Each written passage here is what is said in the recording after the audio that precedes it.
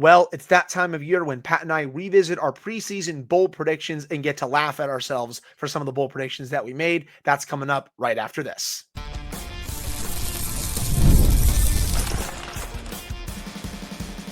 You're Locked On Penguins, your daily podcast on the Pittsburgh Penguins, part of the Locked On Podcast Network, your team every day.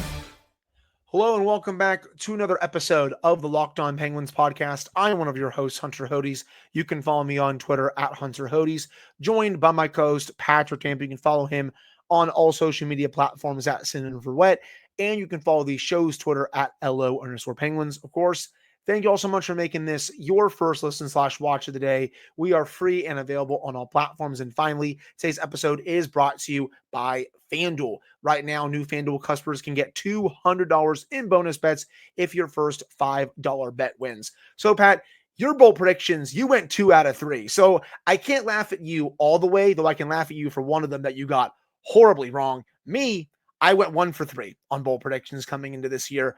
But the one that I did call, I don't think a lot of people had that one. And that one was the Penguins going over 500 in just 3-on-3 overtime this year. I said it. I knew the Penguins were really struggling in 3-on-3 overtimes these last couple of years before this year, but they made some tweaks to how they wanted to run it, and they went 9-6 in just 3-on-3 overtime.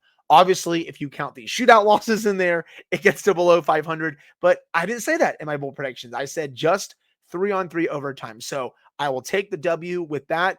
I'm glad that they were able to kind of return to basics a little bit. They were a lot more patient in 3-on-3 overtime throughout the year. They weren't making too many dumb decisions when the puck was not on their stick. Heck, even when the puck was on player sticks, they weren't being dumb. Like, they weren't trying to rush it.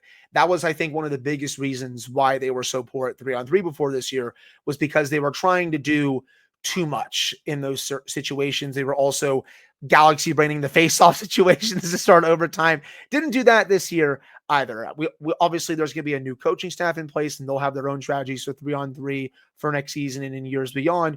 But I will credit Mike Sullivan at the time for really turning that around. The two I got wrong, though, Michael Bunting scoring 30-plus goals. Sorry, I screwed that one up. He had 14 at the time of the trade, finished the season with 19. He probably would have been around that same number had he stayed with the Penguins for the rest of the year. So I'll take the L on that. And the other one, I was very close, my friend. I said Sidney Crosby would score 100-plus points. He finished with 91. Very close. If he had a couple of other really strong games, he would have had 100. Not to say that he had like some bad season or anything like that. I mean, for God's sake, the guy had 91 points at age 37. Anyone that says he has a bad season is out of their damn minds. But it was just 9 points off. Very close. I will give you half credit on both Bunting and Crosby, just because That's okay. Bunting was traded while hurt, and it looked like he was going to be out for quite a while, which he obviously ended up being. And you look at the way he played prior to the trade, it kind of looked like he might have been in and around a 30-goal pace. So some external factors kept that one from being correct. He probably wasn't going to hit 30 by the end of the year. Probably not, but I think 20, but probably not, but I think he would have definitely eclipsed 20 the way he was playing and the way he fit into the Penguins. So you still would have been wrong, but it would have been very close. And it was the same thing with Sid. Played extremely well this season. You can't call a 91-point season in your mid-30s a bad season, because it absolutely is not. But whatever on that. And I will say, for the overtime one, I did go back and watch the tape for our bold prediction episode today. You were very, very specific. You said 3-on-3 overtime.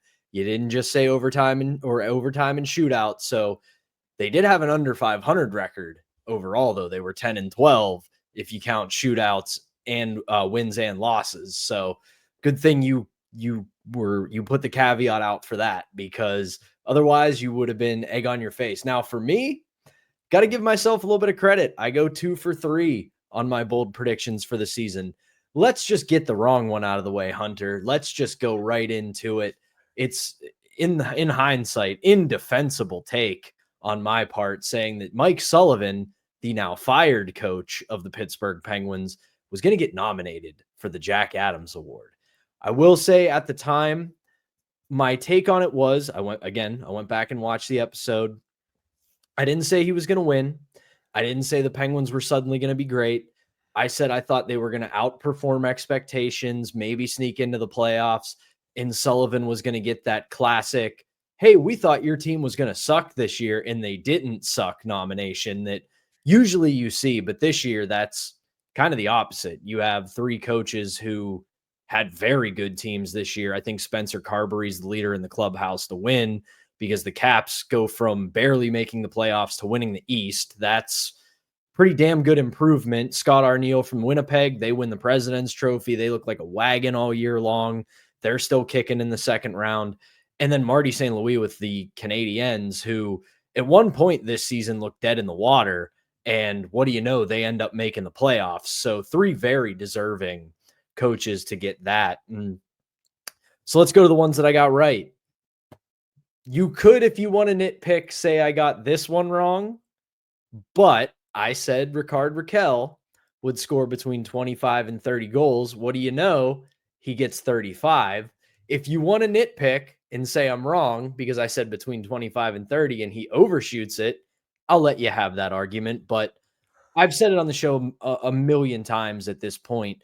I really think the previous season was a blip on the radar. The injury was too much for him to overcome, comes back too early, negativity snowballs, and he just has an off year. He bounced back so well this year. And again, I think whatever decision they make with him is the right one. I don't think there's anything wrong with keeping him. I also don't think there's anything wrong with getting a haul for him. So he's a very valuable asset no matter what happens. And then one that I know I got a lot of grief for, even more so than Sullivan, because I think people thought I was just memeing that one rather than actually having a take. I said the power play was going to be top 10 this year, and I based it off the preseason. They seemed to fix a lot of the things that ailed them in the prior season. They were moving the puck. They were moving bodies. They were shooting it. And what do you know? They finished 6th overall in the NHL this year, and it was a pretty formidable power play. Yeah, they had their hiccups like everybody else does, but for the first time in quite a few years, if there's one positive we can take away from this previous Penguins season, power play was a legitimate threat. When they came on the ice, it was an issue for other teams. So you got to give them credit for finding a way to make all that talent work and having a threatening unit, which they did for most of the season. I definitely remember you did take a lot of flack for that one, just considering how poor it was, especially during the 23-24 season. This year, it's a completely different unit. Shout out to David Quinn for really working with the players to make some tweaks to how the power play is run. Obviously, Matt Grzelcyk quarterbacking that for most of the season, taking over for both Erik Karlsson and Chris Letang, had a lot to do with it as well. But again, they have a lot more of a shoot first mentality. They're not playing patty cake to the blue line. What's the word I'm looking for? They're more deliberate with what they're doing in the offensive zone. Again, everything about the unit was 10 times better this year compared to last year. They weren't giving up odd man rushes basically every time they go on a power play. That was also a major issue during the 23-24 season. They were getting to the net front. They actually had a full net front presence this year, which made a whopper of a difference too. So I know you took a lot of flack for that one. Good job. And same with me with overtime. A lot of people thought, oh, they're just going to keep struggling in overtime.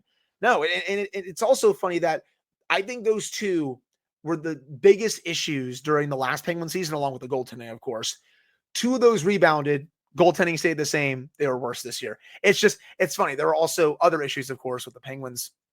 But heck, it was great that the power play improved. Great that 3-on-3 overtime improved. Great that Sidney Crosby had another marvelous season. Yes, we all know they missed the playoffs, but hey, Pat did better than me. He got 2 out of 3. I got 1 out of 3. Hopefully I'll try to beat him next year when we have the bowl predictions episode. The next one at least coming up probably in early October, late September, whenever we want to do it for the start of the 25-26 season. But I think that'll do it for this first segment of today's episode. Coming up in the second segment, Sidney Crosby and Evgeni Malkin were named to the NHL's Quarter-Century Team on Friday. A pretty awesome honor. And we'll discuss Sidney Crosby being named Team Canada's captain as usual, no surprise there. And then we'll end the show with some playoff talk because the second round of the playoffs so far, it's been pretty fun to watch. But before we get to that, we got to tell you all about our first sponsor, and that is Amazon Fire TV. Did you know your Fire TV is also an Xbox? Turn any TV into your gaming and entertainment hub with Fire TV Stick 4K devices. No console required. Just grab your paired controller, subscribe or sign into Xbox Game Pass Ultimate with EA Play included, and you are ready to play. Dive into hundreds of premium titles from EA Sports College Football 25 to Call of Duty Black Ops 6 as early as you stream your favorite shows. It's gaming made simple, and it's all on your Fire TV. With Wi-Fi 6/6E and auto low latency mode, advanced technology, Fire TV Stick 4K delivers smoother, more responsible gameplay with a lightning fast speed you need to stay competitive. With 4K streaming, watch more than 1.5 million movies and TV episodes from your favorite subscribed services like Netflix, Prime Video, Disney Plus, Max, and so much more. Head to Amazon.com/Fire TV Locked On to get started. Amazon Game Pass Ultimate subscription and compatible control required. Available on select devices, including Fire TV Stick 4K 2nd Gen, Fire TV Stick 4K Max 1st and 2nd Gen, and Fire TV Cube 3rd Gen. And we're not done. We still got to tell you all about our second sponsor, and that is Indeed. When it comes to hiring, Indeed is all you need. Stop struggling to get your job posting on other sites. Indeed's sponsored jobs put your post at the top of the page and help you reach the right candidates faster. I've been in that spot where you need the right hire like yesterday. The pressure's on, and every day without the right person is a setback. That's exactly when Indeed's sponsored jobs come in handy. They make sure your post is seen by the right candidates right now. Now you can speed up your hiring process with a $75 sponsored job credit. Just go to Indeed.com/lockedon right now and support our show by saying you heard about Indeed on this podcast. Terms and conditions apply. If you're hiring, Indeed is all you need. All right, we're back here in this episode of the Locked On Penguins podcast. I'm one of your hosts, Hunter Hodes, joined by my co-host, Patrick Damp. And Pat, pretty awesome honor today. Both Sidney Crosby and Evgeni Malkin were named to the NHL's Quarter-Century Team. They joined the players that were named today, including the Magic Man, Pavel Datsyuk. I loved watching him as a teenager. One of my favorite players while I was growing up. The moves that he would make when he was on the ice were superb. They don't call him the Magic Man for no reason, people. Other players that were named. This is going to be a little bit of a throwback for some people, but man, if there was ever such thing as an and one mixtape for hockey, it was Pavel Datsyuk, man. That dude was so silky smooth. It was awesome. And hockey, while I still think it's in a very great place, just ain't the same without the Magic Man. You know, do you know the song Magic Man by Heart, by the way? Song. Every time that song would come on the radio when I was listening to the classic rock station as a teenager, I would just think of Pavel Datsyuk because that's what I used to call it when he would make all those moves. He was ridiculous with the puck on his stick. But moving on, they also joined Alex Ovechkin, Steven Stamkos, Patrick Kane, and Patrice Bergeron. And it's funny, Pat, you and I were talking about this before we started recording. You read the press release and you still see all the accomplishments. Like, we know how many Art Ross's Sid has won. We know how many Geno has won. We know the heart that Geno has. We know the heart that Sid has. We know the Stanley Cups that they have, the Conn Smythes, the points, all that stuff.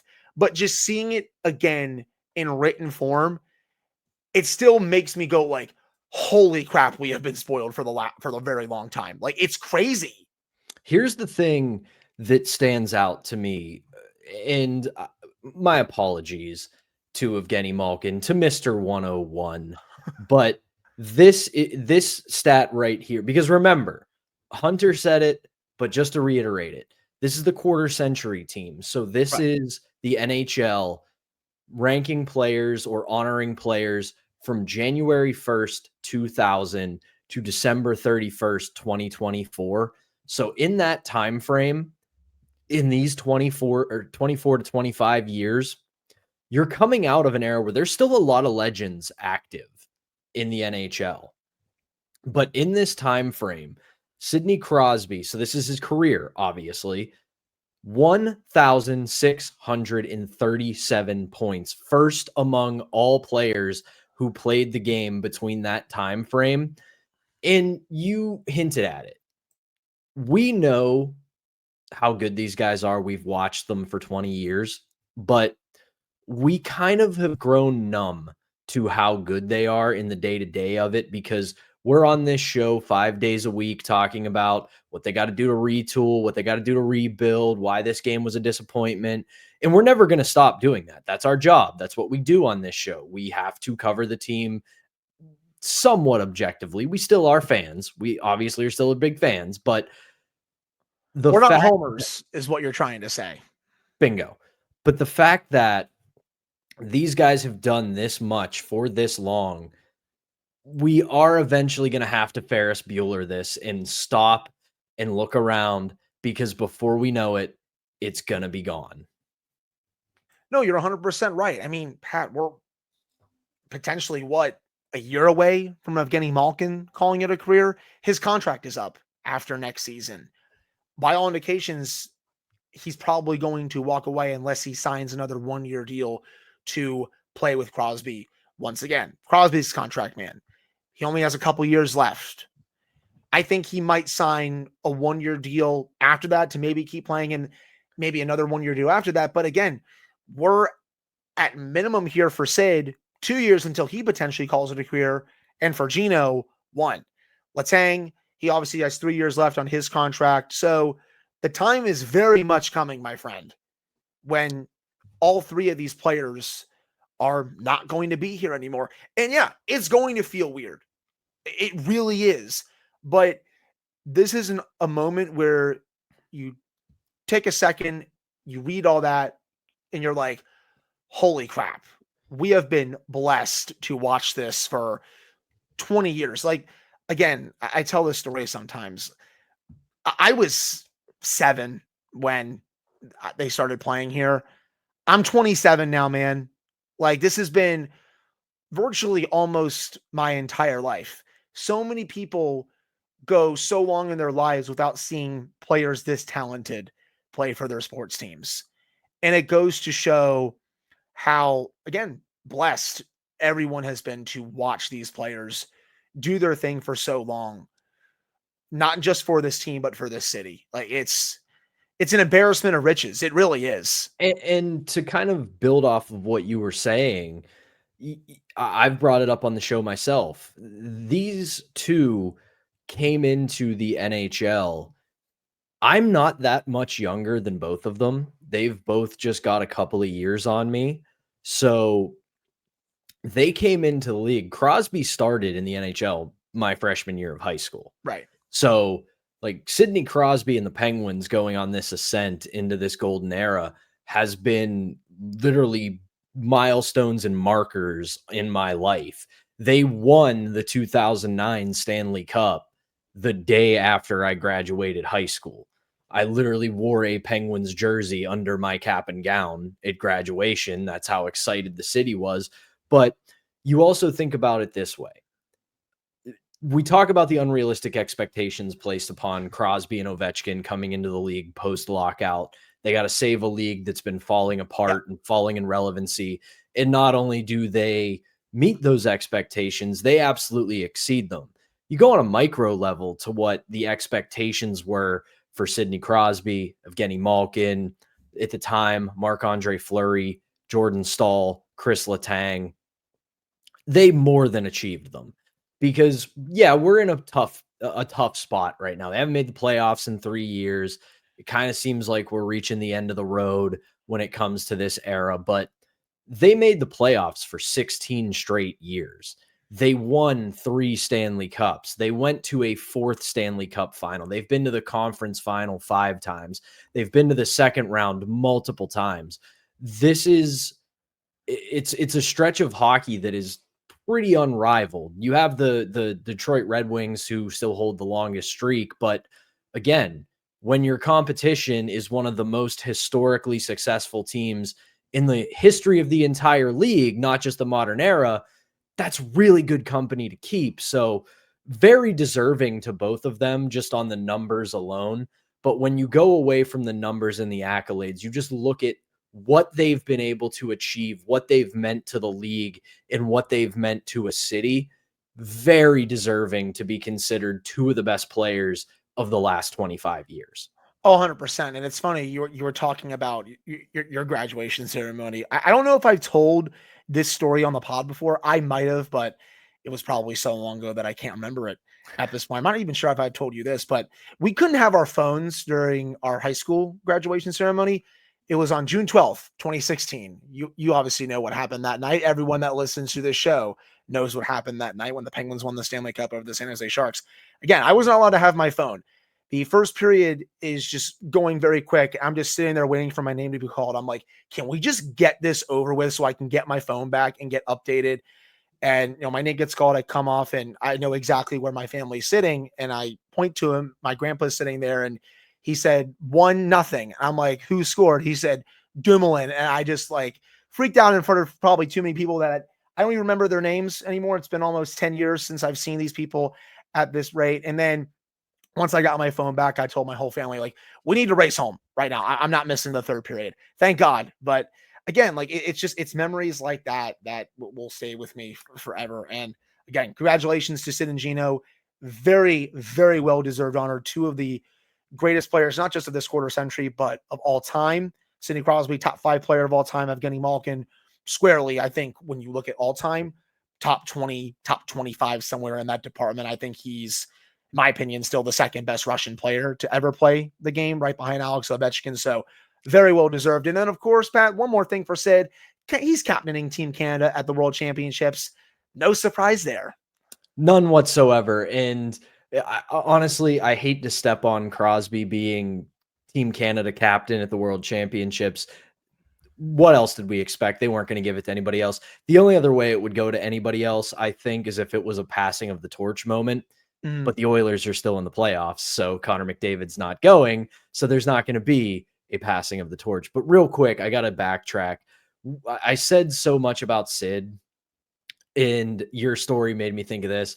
I can't remember if I don't think I've told this story on the pod, but we all remember the iconic hat-trick goal in the 2009 Stanley Cup run against the Carolina Hurricanes from Evgeni Malkin. Fun fact, I didn't see it because I was at prom, and my prom wasn't at like a hotel ballroom. It wasn't in the gym at the school. It was on the Gateway Clipper fleet. So I was on the rivers when Evgeni Malkin scored that goal. Luckily, my favorite teacher in high school, shout out Andy Marenzel. I don't know if you listened to the show or not, but he was tracking the game with a portable radio while on the boat. And he said, I don't know what Evgeni Malkin just did, but I have never heard Mike Lang make that sound in my entire life. So it must have been awesome. So after prom, we go to our friend's house. And what do? I go to the living room, I grab the remote, and I'm like, please tell me your family's cable has NHL Network. They do. I turn it on. They show the highlight, and I just stood there in front of the TV. Sorry to those of you listening, because this is not going to be audio. It's going to be visual. I just stood in front of the TV, remote in hand, just going. It was that awesome. So, again, so deserved for these two. And last thing, everybody listening, this upcoming season, we're going to be frustrated. We're going to be annoyed. We're going to hate that they're not one of the best teams in the league. But just take a moment when you get a chance and appreciate these two. 100%, man. You could not have said it any better. And with that, that'll do it for this second segment. Coming up to end the show, we're going to discuss how the second round of the Stanley Cup playoffs are going, because some of these series are getting pretty, and I mean pretty good. But before we get to that, we got to tell you all about our final sponsor, and that is FanDuel. The NBA playoffs are in full swing, and every night delivers highlight-worthy performances, major momentum shifts, and can't-miss moments. Whether it's a game-winning shot or a breakout player, there's never been a better time to get in on the action. FanDuel makes it easy to stay in the game before tip-off and live with player props, performance shreds, and same-game parlays. fans have way more ways than ever to play smart and win big. New to FanDuel, it's the perfect time to sign up. Head to FanDuel.com and place your first $5 bet. If it wins, you will get $200 in bonus bets. Make every moment more. FanDuel, the official sports betting partner of the NBA. All right, we're back here on this episode of the Locked On Penguins podcast. I'm one of your hosts, Hunter Hodes, joined by my co-host, Patrick Damp. And Pat, I'm going to throw all these eggs at your house right now. I told you when you made the prediction you were going to be wrong, and here I am. I was right. I don't know why you disrespected the Oilers to that degree, but they have taken that and they have shoved that right back in your face because they have been by far the better team in these two games. And I know I picked Vegas to win it in 7, but I still felt like Edmonton was going to give them one heck of a fight. I just liked Vegas's depth a bit more, and I still didn't trust Cal Pickard. Game 1, the Oilers were all over them.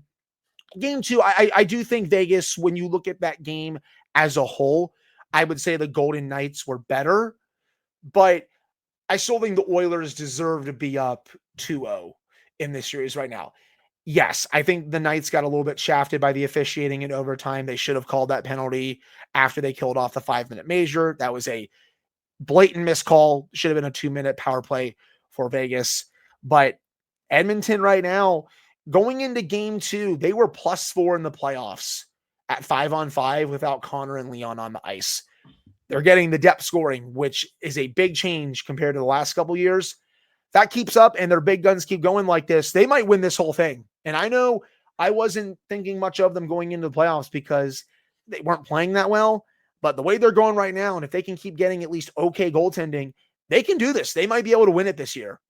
I feel like Jesse Pinkman in Breaking Bad when it comes to the Oilers, because I don't disagree totally with everything that you're saying, but like eventually you're never going to see me complain about high octane, all gas, no breaks hockey because it's the most fun hockey there is to be played, but not enough teams play it. So you kind of play with fire with that.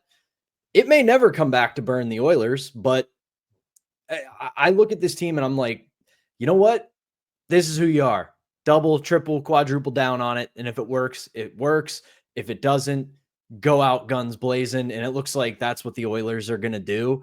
So until it stops working, good on them. Like, I figured Vegas would be the team that made them kind of have to adapt from that. And through 2 games, hasn't happened yet. So good on Edmonton. Still not far from over. I liked how Jack Eichel played in game 2. He was by far the best player on the ice for Vegas, I should say, until he got absolutely dusted by McDavid. I even tweeted about it. He was doing great on McDavid until he was caught flat-footed and his skates got tangled, and Connor McDavid's like, you know what? See ya. I'm going to turn you into a pylon. And he went right around him, and then once you have him and Leon on a 2-on-1, that's game over 10 out of 10 times, and you saw why. Those are the 2 of the 5 best players on the planet. And again, they keep doing this, and they keep getting contributions from players like Connor Brown. Heck, even Evander Kane has actually not looked bad since coming back from his season-long injury. Matthias Janmark, a.k.a. the janitor, is actually not playing that bad. Brett Kulak is playing pretty decent for Edmonton. Again, a lot of these depth guys are really stepping up for them. That keeps up. They're going to go pretty far here. As for the other series in the West, Mikko Rantanen once again continues to show the Avalanche why they should not have traded him. He had another hat trick in game 1. The Stars go up 1-0. That series is going to be a barn burner. I think it's still going to go the distance.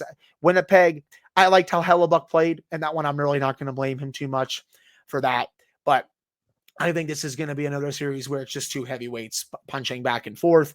As for the East, Toronto, man, this is the most confident I've ever seen the Maple Leafs in the playoffs. They're playing free. They're playing loose. They don't look nervous. That's also the biggest thing for me. A lot of these years, Pat, they look nervous. They're overthinking things. They're gripping their sticks a little bit too hard. It hasn't been the case this year. Like this looks like a veteran team coached by a veteran coach who knows what it takes to go the distance. We obviously saw what he did with the St. Louis Blues in 2019. And he has them playing mistake-free hockey. They've been great in all 3 zones, even without Anthony Stolar as their starting goaltender. Joseph Wall has given them 2 good starts against the Panthers. But hey, this is still far from over. The Panthers they live for these situations. They were down 3-1 a couple years ago, come back to win that series. This is still far, and I mean far from over, but I am very impressed with what Toronto is doing right now. Their core four has been great, and some of these depth players are stepping up too. William friggin' Nylander, Yep. man. That dude is a gamer. I know that the demons are not exercised until Toronto makes it into the third round. Once you make it, and I know Toronto fans don't want to hear this, you make it to the conference final. I understand everybody says the goal is the Stanley Cup, but you fight your way into the conference final, and if you don't win, yeah, it's disappointing. Yeah, it sucks, but that's a successful season because it is tremendously hard to get out of the first two rounds. But I know the focus in Toronto has always been on the core four and how they don't live up to expectations. And when you do look back at the failings of the Maple Leafs of the last few years, you shouldn't put William Nylander's name in that. He's the one of that group who shows up no matter what. And he has been so good in this series. And you're right about that team, man. They used to get rattled. One thing goes wrong, they melt down.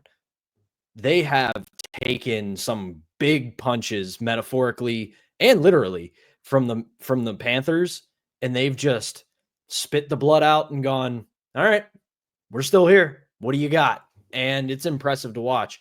I will say, I feel bad saying this because I know it's coming from a Penguins podcast, but you've got 3 series that are just all gas, no breaks, and then you've got Carolina, Washington. And the problem is, when I watch that series, it is, and I'll say this, the problem with that series isn't that it's a bad series. It's that, and I know, start throwing your eggs now, I know Alex Ovechkin's in that series, but he's not Alex Ovechkin of 10 years ago. There's no real true big time game breakers in that series. It's 2 very good, very solid teams playing very good, very solid hockey. You look at the other 3 series, stars up and down the lineup and elite talent up and down the lineup. Carolina, Washington, it's 2 very deep, very solid, very good teams just playing sound hockey. You compare it to the other 3 and it's like, okay, well, you know, we'll see what happens. Doesn't mean those teams can't go the distance, but man, a lot more fun hockey being played in the other 3 series. I mean, going from watching Carolina, Washington to Edmonton, Vegas last night, it's like 2 different sports, if I'm being honest. Carolina's issue still, they got to get the quality over the quantity. Yeah, it's great. You can fire 40 to 50 shots to the net, but you got to get the high danger chances. And they have really struggled in that department. They have scored 3 goals in 2 games in this series. Credit to Washington. They're defending really well. They're blocking a lot of shots. But sooner or later, Carolina needs to do a better job of getting to those prime scoring areas around the net. Yeah, it's great. You can cycle your tail off. You can send it back to the point. You can fire it there a bunch of times, look for all the deflections. But you still need to find more creative ways to get offense. I do think they have an advantage now that the series shifts to Raleigh, where they play very well at home usually during the playoffs, at least in the first 2 rounds. But they still need to figure out a way to generate more offense. That's been their Achilles heel in the playoffs under Brindamore. So I want to see how that series finishes up as well. But I think that'll do it for today's episode of the Locked On Penguins podcast. Second round of the playoffs going really well right now. We'll have to see how it continues going into next week. And with that, we'll also have plenty of more Penguins content for you all next week too. So for Patrick Damp, I'm Hunter Hodes. Thank you all so much for tuning in. We appreciate it. And we'll be back with another brand new show on Monday.